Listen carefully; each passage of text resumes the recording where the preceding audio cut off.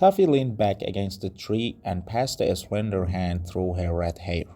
As her arm relaxed, she let it fall carelessly about Mark's neck. Lazily, her green eyes traced his profile and found it, if not classic, highly satisfactory. "Kiss me," she said. "Oh, for Pet's sake," murmured Mark, continuing to stare straight ahead. Taffy followed his gaze to the scan before them. The entire countryside, apparently unaware of its inherent stateliness, was caught in a sort of informal gaiety. "It's beautiful, isn't it?" Taffy asked. "Yes," replied Mark dreamily. "You seem fascinated by beauty, almost starved for it." Mark nodded and leaned his head back further on the tree. "Then get fascinated, you dope." Taffy leaned forward to face him. "Huh?" Mark stared at the girl as though he hadn't been quite aware of her before. "I'm beautiful too, and twice as much fun." It was a simple statement of fact. "Kiss me," she added. "Haven't you any restraint?" "With everything else I have, you ask for restraint?" Taffy drew nearer. "You're shameless," said Mark. "Naturally." Taffy closed her eyes and advanced her lips to his. Abruptly, Mark threw his hands to the grass before him and boosted himself to his feet, leaving Taffy's arm to fall dejectedly to her side. "Maybe next time," she murmured, shrugging her shoulders. Even the glacial age had to come to an end eventually.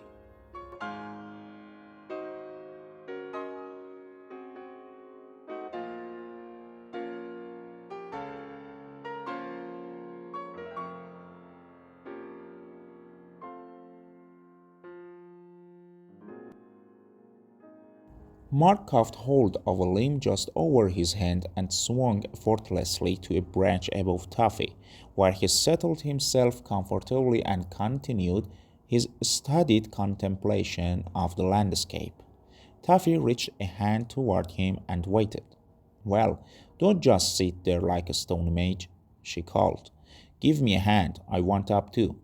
Slowly, Mark looked down at her and studied the pert, upturned face with solemn gravity. Suddenly he shook his head and returned to his attitude of sombre speculation. Taffy seemed not at all daunted. "I'll show you," she yelled. "I'll shake you out of there like a coconut."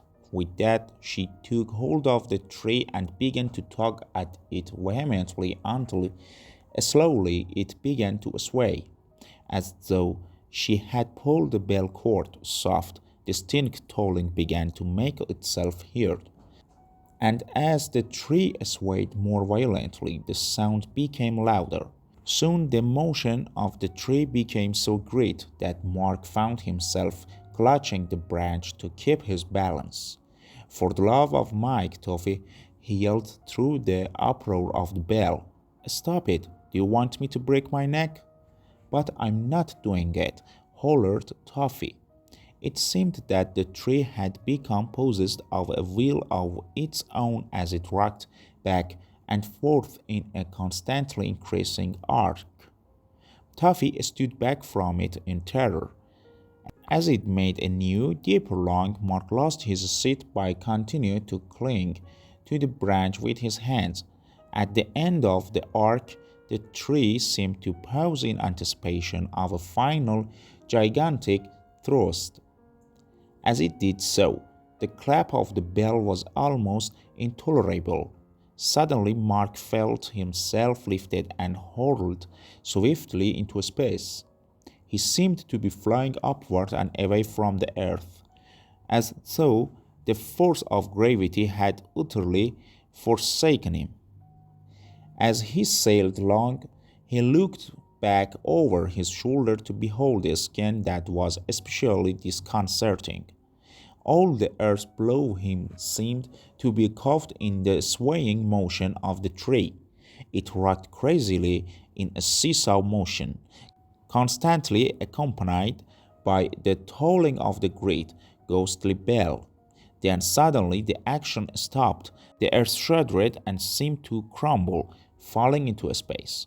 Through the ensuing quiet, Mark could only wonder at what had happened. Then, faintly, through the sound of rushing air, he began to hear his name being called. He turned his head quickly to see Tuffy rushing through space after him. "Wait, Mark, wait!" she cried. He reached a hand out toward her.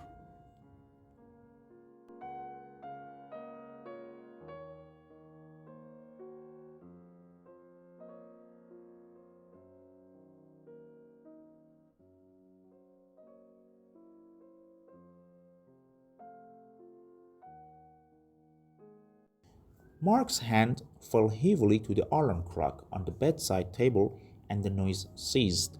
The fact that he was awake didn't mean that he was rested.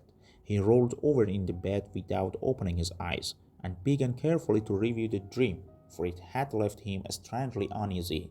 The thing that disturbed him most was the girl Toffee. As he thought of her, she became more and more vivid, more and more insistent as a real personality. It was strange how real she did seem, especially since she had been so unlike any girl that Mark had ever known. It wasn't that he wouldn't have liked to have known a girl like that. It was just that he had been so occupied with the development of the Pillsworth advertising agency that he rarely had time for girls like or unlike Toffee. The dream had brought to him a vague suspicion that perhaps something was missing in his life, something like Toffee, for instance. There was Julie Mason, of course, Mark's secretary, but also she was an even match for any model that had ever been in the office. Julie was still a very efficient businesswoman, and for some reason that cancelled irrevocably any idea of romance.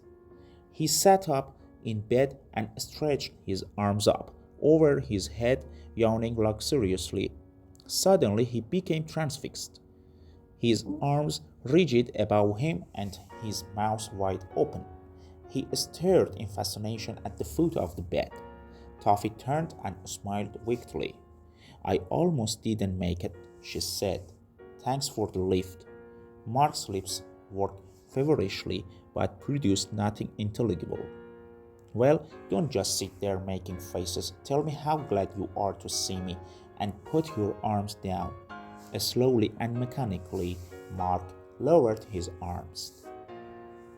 "Now," Toffee continued, "let's not waste the time. Kiss me." She raised herself from the edge of the bed and moved toward him. Instantly, Mark became animated, leaping from the bed like a flushed bird. He rushed to the window and seemed about to jump when suddenly he halted. Slowly, he turned and faced her. "I've gone mad," he muttered. "I'm nuts." Taffy remained by the bed in a state of acute bewilderment. This wasn't precisely the reaction that she had expected.